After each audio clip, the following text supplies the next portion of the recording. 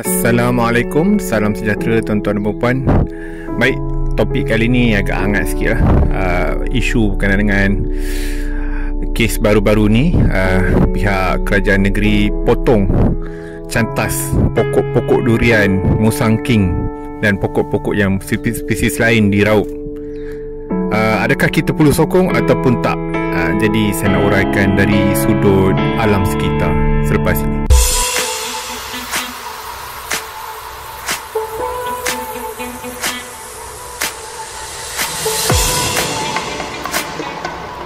Baik tuan-tuan dan puan, terima kasih kerana terus dengan Pokok Hijau Channel.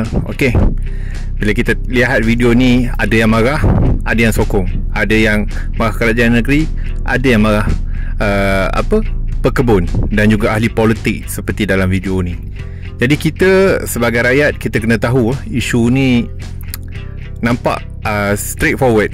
Bila kita tanam atau bina rumah di kawasan yang bukan tanah kita, kawasan haram, dah tentu salah. Jadi benda ni dah berlarutan berpuluh tahun kalau kita rujuk surat khabar.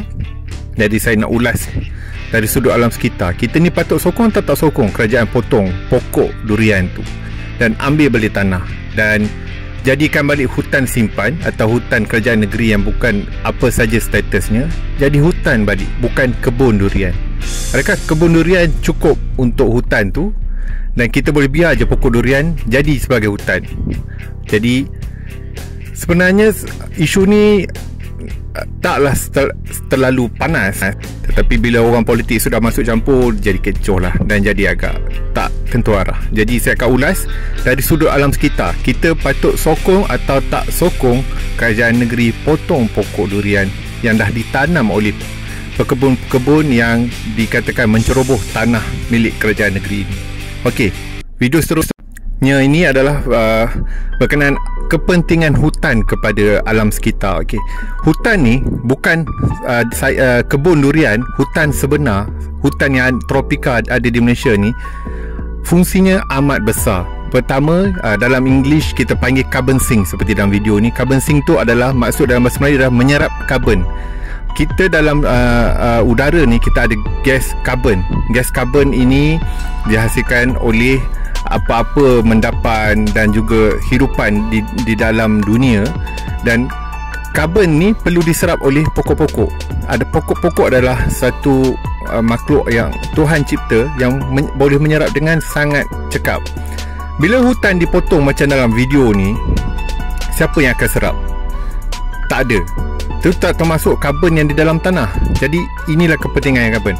Kalau carbon sink ini ataupun penyerapan tanah ni tidak berfungsi, itulah puncanya banjir-banjir di Raub. Antara punca utama banjir-banjir di Raub. Video selepas ni akan saya tunjukkan. Okey, ini contoh banjir yang berlaku di kebun durian di Raub. Ini footage yang saya cari di internet, dan banyak lagi footage kalau kita cari di Google ataupun Facebook. Banjir berlaku di Raub dengan sangat dahsyat baru-baru ini. Beberapa tahun sebelum ini pun kita tahu kan, Raub dilanda banjir yang sangat besar. Bila berlaku banjir, untung pada pekebun ataupun pada rakyat? Ini video yang beberapa tahun sebelum ini. Banjir teruk di Raub. Siapa yang menderita? Rakyat atau pekebun? Siapa yang untung? Siapa yang rugi? Jadi sekarang ni soalnya dari sudut alam sekitar, kita patut sokong atau tak sokong? Pada saya, tindakan kerajaan negeri memotong pokok durian ni adalah amat betul. Pokok durian bukan pokok hutan. Pokok durian itu patut dipotong dan ditanam dengan pokok-pokok hutan yang spesies yang sepatutnya. Pokok hutan akan tumbuh dengan rapat dan akan berfungsi seperti video kita tengok awal tadi untuk menyerap karbon. Pokok durian tidak boleh buat fungsi itu. Fungsinya memang ada, tetapi tidak seperti pokok hutan yang sebenarnya. Jadi secara amnya, pada saya dari sudut alam sekitar, kita perlu sokong tindakan potong pokok durian dan halang pekebun terus meneroka tanah haram itu. Okey, ini eksperimen contoh yang dibuat di Jepun. Kita boleh tengok tanah-tanah yang diceroboh. Sebelah kiri kita boleh cakap tanah diceroboh. Tanam pokok sedikit, dan di kanan adalah hutan-hutan sedia ada.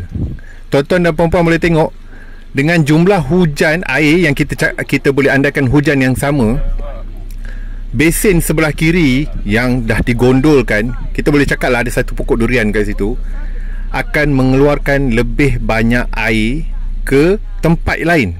Ini yang menyebabkan banjir. Berbanding kalau pokok hutan dikekalkan, akar dia akan pegang tanah, dia akan pegang air, dan juga air yang dikeluarkan bila hujan dalam jumlah yang sama adalah sedikit. Jadi banjir sukar nak berlaku kalau hutan itu dikekalkan. Jadi secara kesimpulannya, apa yang kita boleh cakap daripada eksperimen ini, daripada video-video banjir tadi, sepatutnya hutan yang dalam hutan simpan tidak boleh diceroboh.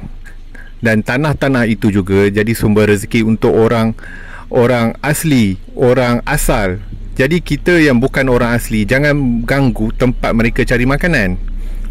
Itu tak termasuk lagi carbon sink punya isu yang kita cakap tadi, ya. Dia menyerapkan karbon. Jadi saya harap video ini dapat membantu tuan-tuan dan puan untuk memahami kepentingan hutan kepada kita. Kita manusia ni Tuhan cipta sebagai khalifah. Jadi kita kena jagalah semua hidupan, termasuk pokok dan hutan.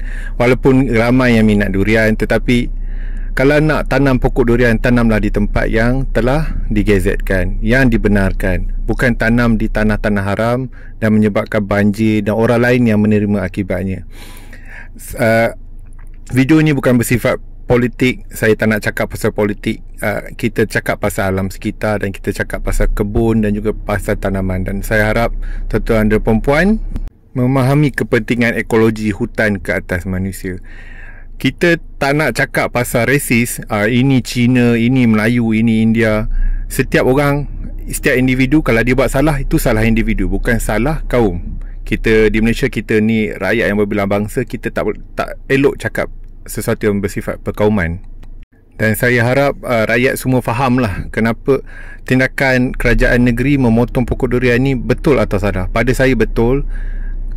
Hutan itu perlu dikembalikan sebagai hutan, bukan sebagai kebun. Dan kalau hutan tu dikekalkan sebagai kebun, ranger hutan dan pejabat tanah jenuh nak buat kerja, kena jaga pula dekat situ berapa ratus ekar, nak kena letak orang 24 jam 7 hari seminggu untuk menjaga pokok durian, takut orang nak masuk ke dalam. Dah jadi isu lain pula nanti. Setakat itu saja video untuk kali ini. Saya harap penerangan ini dapat membantu tuan-tuan dan puan fahamlah kenapa tindakan potong pokok tu pada saya betul, dan kenapa hutan ni perlu dikembalikan menjadi hutan. Terima kasih kepada tuan-tuan dan puan kerana terus dengan Pokok Hijau Channel. Sekian, terima kasih.